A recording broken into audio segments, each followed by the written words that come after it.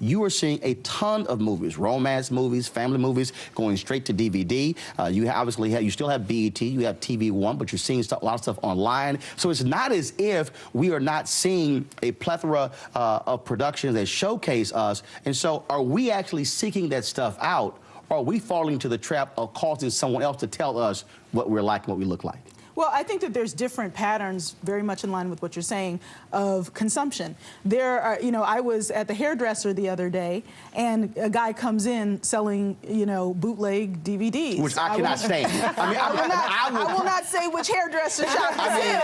I'm just saying, there's a whole economy. I cannot, and I hate that. And I'll tell you, I cannot stand it. How about straight to bootleg? You know? Right. There's a whole lot of movies that are on bootleg before they're even in the theaters. Absolutely. So there's like the level of economy that does not funnel any money back to the people who actually produce the movie, which has its own complications for building wealth and building equity stakes. There's things that go into theaters. There's some very interesting distribution models being developed, particularly around documentaries, where outfits like Netflix do a limited theatrical distribution, and then they do a main DVD and download distribution. So hopefully some of these new models will actually get more black folks in the pipeline. And I think what is great, if you look at the movies that Will Packer did, one of the early films, I mean, they were one of the early pioneers in terms of really the grassroots social media sort of generating the attention. And I think one of the greatest things for African Americans when it comes to entertainment, when it comes to movies and music,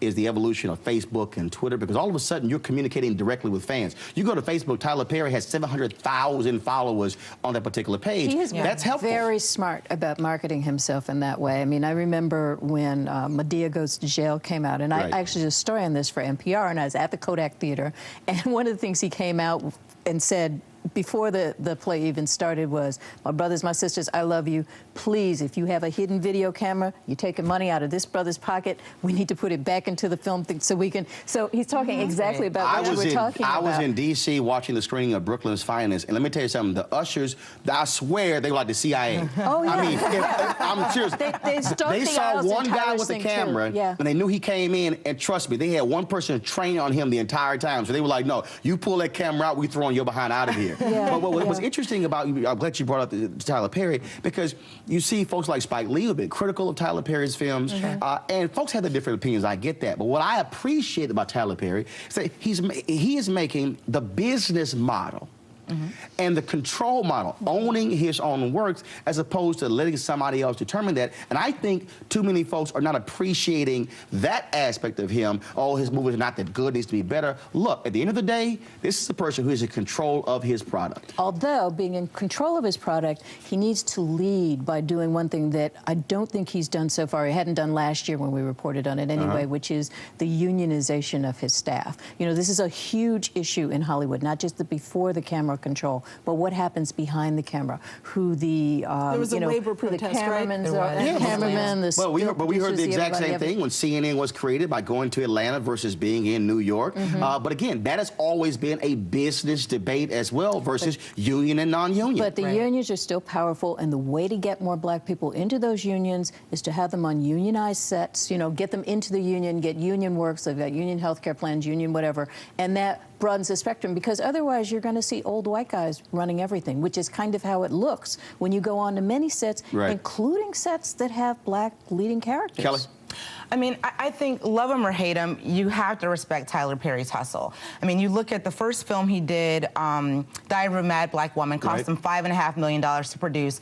It grossed theatrically more than $50 million. I mean, those numbers are ridiculous, and he did that based off the strength of the black churches, based off of having social media, emailing his fans, telling them to go out and see this movie.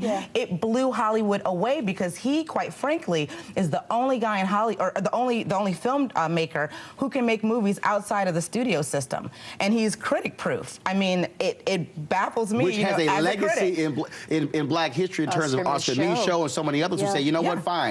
You don't want to tell our story? I got that. My people know me. Absolutely. I mean, the highest rated film that he ever got by critics got a 16% rating, but yet he made $75 million last year. And he will tell you in a minute, I'm not making films for them. If they come, I'd love for them to come and see the film. I'm making them for my mom, my aunts, boss, my second grade teacher, all those people that won't go to so-called mainstream And films. I have no Absolutely. problem with that because, again, what he is saying is build your audience. And Farai, we're seeing this, black newspapers, black magazines, and others are realizing that, look, if you serve your audience, they will be there for you, but you can't ignore them.